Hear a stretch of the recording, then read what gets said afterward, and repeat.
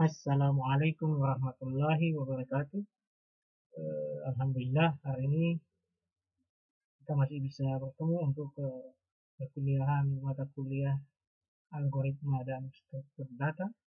Pertemuan kali ini adalah pertemuan keempat, akan tetapi masih dalam pembahasan pokok bahasan yang sama pada minggu kemarin, yakni membahas tentang jenis-jenis struktur data dalam algoritma. Oke. Selanjutnya yang menjadi perhatian buat seluruh mahasiswa agar mengikuti perkuliahan ini dengan tertib, tidak berisik, dan serius dalam mendengarkan penyampaian materi ini sampai dengan selesai. Oke. Pada pertemuan kali ini kita akan membahas struktur lanjutan dari struktur data. Pada pertemuan kemarin kita sudah membahas tentang array, dan hari ini kita membahas tentang struktur data yang berikutnya, yakni stack. Stack dalam bahasa Indonesia artinya adalah tumpukan. Ya, secara bahasa stack berarti tumpukan. Jika dikaitkan dengan struktur data, stack berarti sekumpulan data yang strukturnya menyerupai tumpukan. Jadi stack itu struktur sekumpulan data yang ada dalam memori yang menyerupai sebuah tumpukan. Kemudian yang ketiga, stack harus diberi nama sebagai identifikasi, ya, sama dengan array, sama dengan konstanta, sama dengan variabel. Stack juga harus diberi nama untuk kepentingan melakukan identifikasi. Konsep penyimpanan data pada stack menganut sistem yang terakhir masuk sebagai yang pertama keluar, atau dalam istilahnya adalah LIFO, last in first out. Jadi konsep penyimpanan yang ada dalam stack adalah data atau nilai yang terakhir masuk, dia adalah yang paling pertama keluar. Dengan konsep ini, urutan pengambilan data akan berkebalikan dengan urutan penyimpanan data. Elemen yang terakhir disimpan akan menjadi yang pertama kali diambil.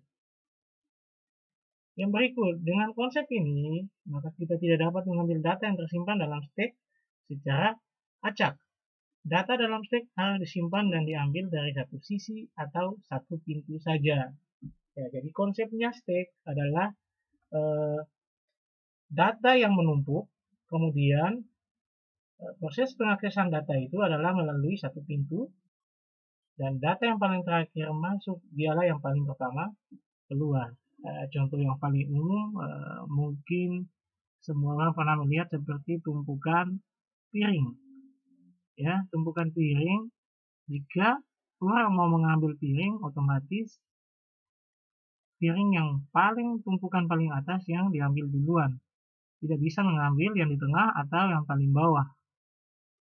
Ya, itu gambaran umum tentang stack. Cara mengakses stack. Yang pertama, cara mengakses stack adalah dengan melakukan operasi dasar pada stack, yaitu operasi push dan operasi pop. Operasi push di sini adalah memasukkan dan pop adalah mengeluarkan. Misalkan pintu keluar masuknya data pada stack disebut dengan top. Ya, jadi perhatikan baik-baik. Contoh bahwa pintu keluar masuk dalam sebuah tumpukan bernama top, sebagaimana dilihat pada gambar di samping. Ini ilustrasinya, pintu masuk keluar dari tumpukan stack namanya top. Operasi push adalah proses pemasukan data baru ke stack melalui pintu top, sehingga data terbaru akan terletak pada posisi teratas. Ya, ini contoh push. Proses memasukkan melalui pintu top, yang masuk pertama adalah huruf A. kemudian masuk yang kedua huruf C, B, dan masuk yang ketiga namanya huruf C. Kemudian ada operasi namanya operasi pop. Operasi pop adalah proses mengeluarkan atau mengambil data dari stack, dan data yang diambil adalah data yang terletak di posisi teratas. Jadi pintu masuk keluar namanya top, proses memasukkan tumpukan dalam stack namanya push, dan proses untuk mengeluarkan isi tumpukan namanya pop. Ya. Kemudian dengan konsep LIFO, last in first out, yang paling terakhir masuk dialah yang paling pertama keluar, maka ketika operasi push dilakukan, informasi yang diperlukan hanyalah isi atau nilai atau elemen yang akan disimpan atau diambil saja. Ya, jadi dengan konsep LIFO maka dari tampilan ilustrasi stack ini, maka yang pertama yang keluar adalah huruf C, kemudian berurutan huruf B, kemudian berurutan huruf A. Begitu juga sebaliknya. Ini bagian paling atas dari stack, ini bagian bawah dari stack. Nama stacknya adalah S, untuk mengidentifikasi namanya S. Jadi S itu nama stacknya, push memasukkan, top pintu masuk keluarnya, pop pintu untuk mengeluarkannya, kemudian bottom adalah bagian paling bawah dari stack. Operasi push dan pop tidak memerlukan informasi posisi data. Jadi dalam konsep stack dia tidak memerlukan posisi data. Dia cuma tahu memasukkan dan mengeluarkan data yang ada di dalam stack.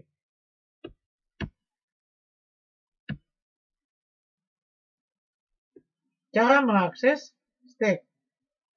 Bagian top pada stack merupakan pintu keluar masuknya data. Ini dia contohnya, ini bagian top pintu masuk keluarnya data. Kemudian A, B, dan C merupakan suatu koleksi. Dari ilustrasi dapat diketahui bahwa C merupakan data yang terakhir memasuki stack, namun pertama keluar dari stack. Itu ilustrasi dari gambar di atas. Gambar ini.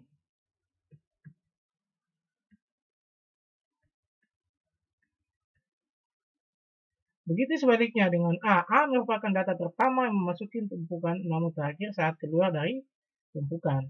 Di dalam gambar juga terlihat urutan masuk dan keluar yang berkebalikan. Data yang masuk pertama akan keluar terakhir. Ya, ini penjelasan dari gambar di atas. Yang terakhir masuk, pertama keluar. Pertama masuk, terakhir keluar.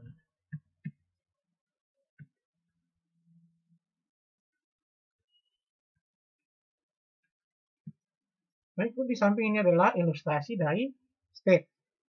Ya, lihat, 1 masuk, 2 masuk, ya, 5 masuk, kemudian dikeluarkan. Ya, 3 masuk, kemudian dikeluarkan. Ya, lihat, 1 masuk, 2 masuk, 4 masuk, kemudian 4 dikeluarkan, 2 dikeluarkan, 5 masuk, kemudian 5 dikeluarkan, 1 dikeluarkan, 3 masuk. Ya, begitu seterusnya prosesnya. Jadi yang paling terakhir masuk, dia juga orang yang paling pertama keluar. Ya, jadi dia semacam koridor, pintunya cuma satu. Kemudian struktur data yang kedua, yang berikutnya, yang ketiga, adalah queue. Queue adalah secara bahasa dia adalah antrian. Oke, semua orang pasti pernah melakukan proses yang namanya antrian. Begitu juga dalam struktur data, dia juga mengenal apa yang dalam antrian dalam proses penyimpanan data. Queue adalah satu kumpulan data dengan operasi pemasukan atau penyimpanan data hanya diperbolehkan pada salah satu sisi yang disebut sisi belakang atau rear, dan operasi pengambilan atau penghapusan hanya diperbolehkan pada sisi lainnya yang disebut sisi depan atau front. Jadi queue adalah berbanding balik dengan stack tadi. Kalau stack menumpuk dari atas ke bawah dengan satu pintu masuk keluar, kalau queue dia memiliki dua pintu, pintu depan dan pintu belakang. Ya, seperti ilustrasi pada gambar di samping. Konsep ini dikenal dengan istilah last in, first out.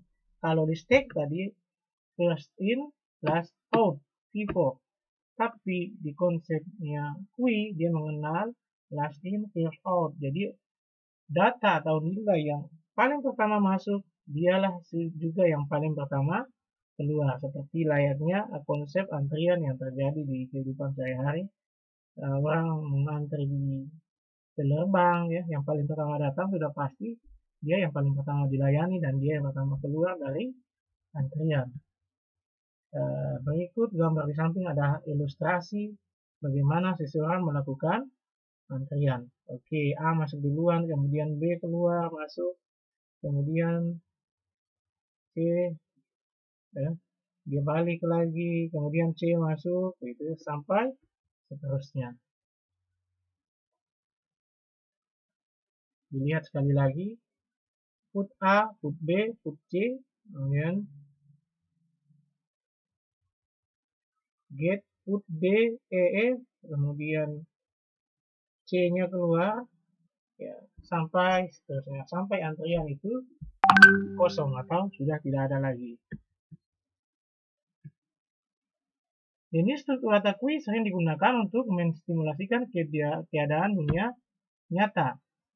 Antrian banyak dijumpai dalam kehidupan sehari-hari. Contoh yang paling populer untuk membayangkan sebuah Kui adalah antrian pada kasir sebuah bank. Ketika seorang pelanggan datang, akan menuju ke belakang dari antrian. Setelah pelanggan dilayani, antrian yang berada di depan akan maju. Pada saat menempatkan data pada ujung dari Kui, disebut dengan N-Kui. Pada saat menggunakan elemen dari kepala front, sebuah Kui disebut dengan D-Kui. Jadi pas dia mau melakukan proses antrian, itu namanya N-Kui. Dan dia memindahkan atau dikeluar dari elemen data, elemen antrian, maka dia disebut dengan D-Kui.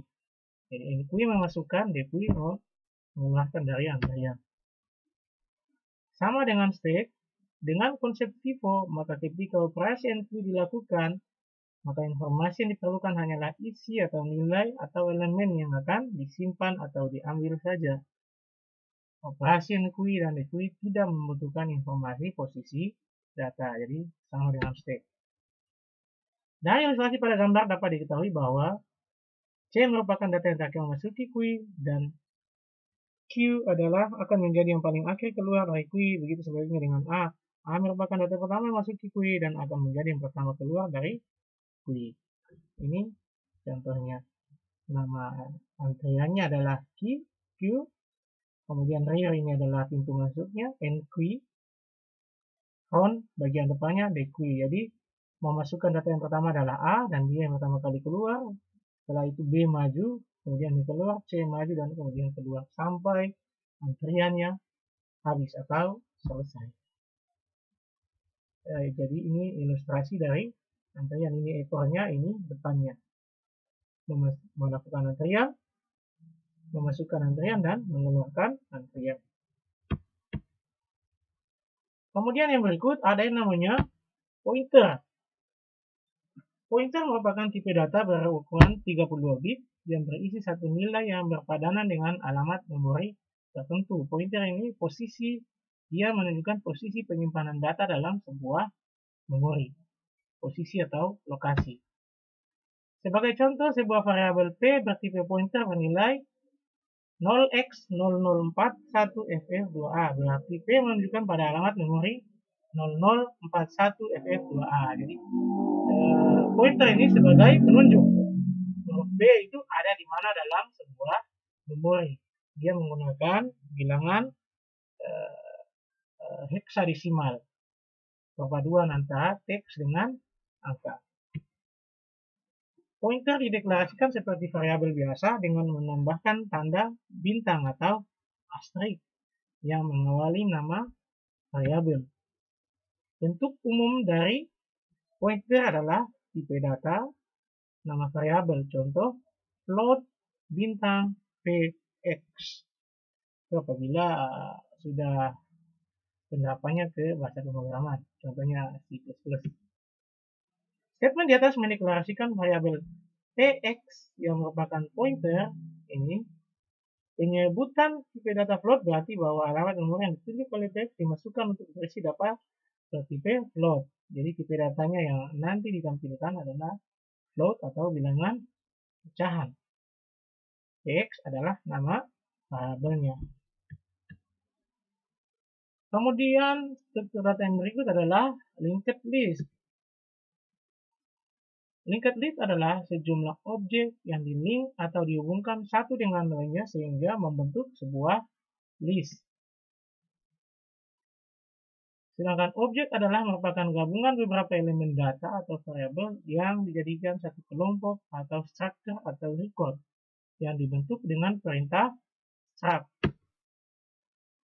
Tiap-tiap elemen dapat memiliki data tersendiri yang berbeda dengan tipe data elemen lain. Untuk menghubungkan objek satu dengan yang lain, diperlukan paling tidak sebuah variabel yang bertipe pointer. Variabel pointer tersebut merupakan salah satu variabel dalam struktur objek. Contoh yang pertama dari linked list adalah single linked list.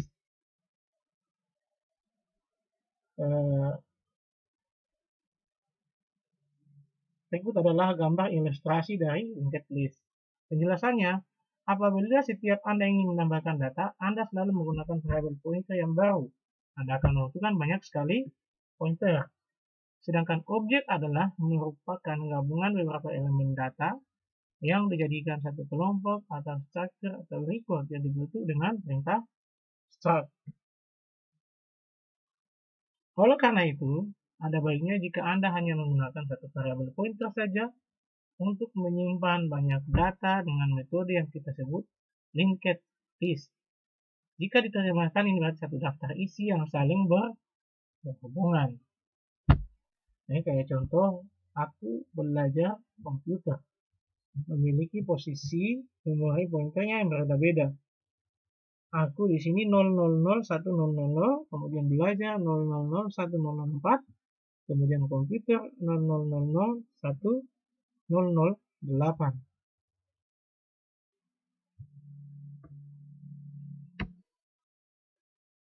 Pada gambar di atas tampak bahwa sebuah data terletak pada sebuah lokasi memori area. Tempat yang disediakan pada satu area memori tertentu untuk menyimpan data dikenal dengan sebutan node atau simpul. Setiap node memiliki pointer yang menunjukkan ke simpul berikutnya sehingga terbentuk satu untaian. Dengan demikian, hanya diperlukan sebuah variabel pointer. Susunan berupa untaian semacam ini disebut dengan single linked list. Null memiliki nilai khusus yang artinya tidak menunjukkan kemana-mana. Biasanya linked list pada titik akhirnya akan menunjuk ke null.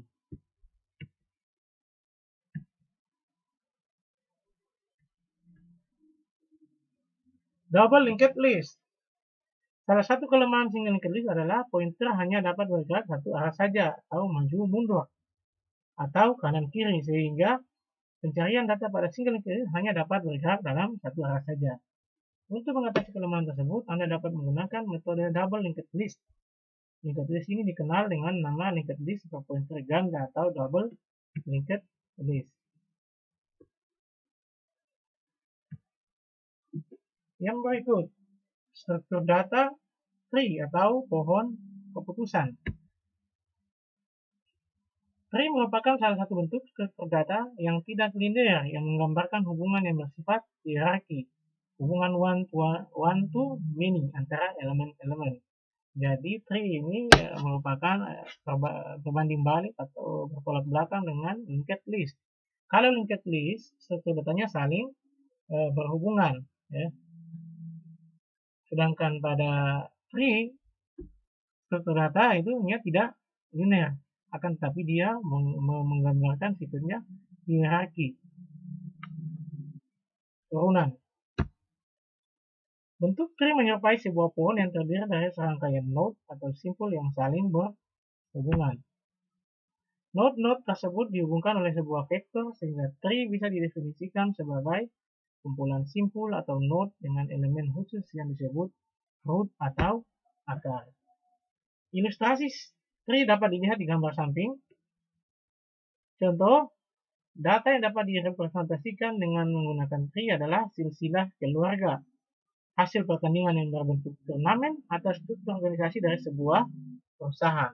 Jadi ini contoh dari tree, pohon keputusan. A-nya sebagai akar, root, kemudian turunannya B turun ke E, C turun ke F dan G, D turun ke H turun ke I turun ke J, H turun ke J, dan H turun ke K.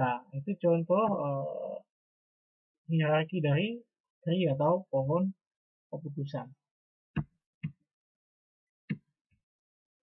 Dalam pemrograman, sebuah tree terdiri dari elemen-elemen yang dinamakan node, yang mana hubungan antar simpul bersifat hierarki. Contoh node pada gambar samping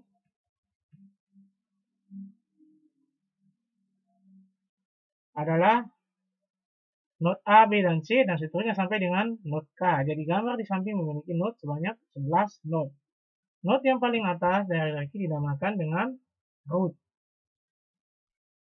yaitu node A. Simpul yang berada di bawah root secara langsung dinamakan anak dari root. Ya, ini anak dari root, yang mana biasanya juga mempunyai anak di bawahnya, turun lagi. Sehingga bisa disimpulkan kecuali root, masing-masing simpul dalam hierarki mempunyai satu induk atau parents. Jumlah anak sebuah simpul induk sangat bergantung pada jenis dari pohon. Setiap node dapat memiliki 0 atau lebih node anak. Sebuah node yang memiliki node anak disebut node induk. Sebuah node anak hanya memiliki satu node induk. Ya. Kemudian yang berikut, struktur data graf atau grafik. Dalam bidang matematika dan ilmu komputer, grafik adalah struktur yang menggambarkan relasi antar objek dari sebuah koleksi objek. Jika struktur linear misalnya array memungkinkan pendefinisian keterhubungan sekuensial antara entitas data, struktur data tree memungkinkan pendefinisian keterhubungan hierarki, maka struktur grafik memungkinkan pendefinisian keterhubungan tak terbatas antar entitas data. Banyak objek dalam masalah-masalah nyata hanya alamiah. Secara alamiah memiliki keterhubungan langsung secara tak terbatas. Contohnya, informasi, topologi, dan jarak antar kota di suatu pulau. Dalam masalah ini, kota X bisa berhubungan langsung dengan hanya 1 atau 5 kota lainnya. Contoh lain penggunaan graf untuk menggambarkan jaringan dan jalur kereta api, lintasan pesawat, sistem pemipaan, saluran telepon, koneksi elektronik, ketergantungan di antara tas pada sistem manufaktur, dan lain-lain. Representasi data dengan struktur data linear ataupun hierarki pada masalah ini bisa digunakan namun membutuhkan operasi-operasi yang rumit sehingga kurang efisien. Struktur data graf secara eksplisit menyatakan keterhubungan ini sehingga pencariannya langsung dilakukan pada strukturnya sendiri. Definisi dari satu graf adalah himpunan objek-objek yang disebut node atau vertex yang terhubung oleh edge. Biasanya graf digambarkan secara grafis sebagai kumpulan lingkaran yang melambangkan node yang dihubungkan oleh garis yang melambangkan edge. Edge adalah dalam satu graf bisa berupa edge berarah atau tidak berarah. Ilustrasi graf dapat dilihat pada gambar di samping. Pada gambar tersebut terlihat bahwa graf memiliki 5 buah node. Pada ilustrasi ini, dimisalkan node mewakili sebuah kota.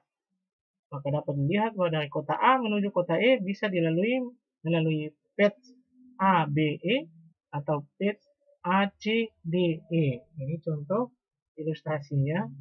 Dari kota A mau menuju ke kota E, ada dua cara. Yang pertama adalah A ke B, B langsung ke kota E. Cara yang kedua, A ke C, kemudian C ke D, kemudian D ke E. Jadi ini adalah ilustrasi dari grafik untuk menggambarkan jarak antar beberapa kota, jarak pengaksesan.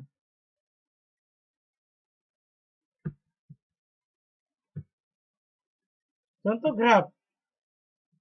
Yang pertama adalah masalah path minimum atau shortest path problem, yaitu mencari rute dengan jarak terdekat dalam satu jaringan transportasi. Jadi ini contoh-contoh penerapan graf dalam kehidupan dengan memanfaatkan teknologi ilmu komputer. Yang kedua, masalah aliran maksimum atau maksimum flow problem, yaitu menghitung volume aliran BBM dari satu reservoir ke satu titik tujuan melalui jaringan pipa.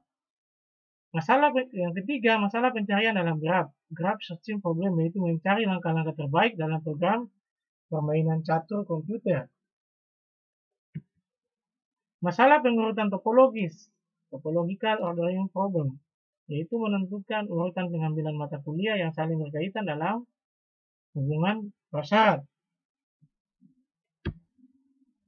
Masalah jaringan tugas atau task network problem, yaitu membuat penjadwalan pengerjaan satu proyek yang memungkinkan waktu penyelesaian tersingkat. Masalah pencarian pohon rentang minimum atau minimum spanning tree problem, yaitu mencari rentang kabel listrik yang totalnya adalah minimal untuk menghubungkan sejumlah kota. Traveling salesperson problem, yaitu tukang pos mencari lintasan terpendek melalui sebuah alamat penerima pos tanpa harus mendatangi satu tempat lebih dari satu kali. Four color problem, yaitu dalam menggambarkan peta memberikan warna yang berbeda-beda setiap provinsi yang saling bersebelahan. Oke.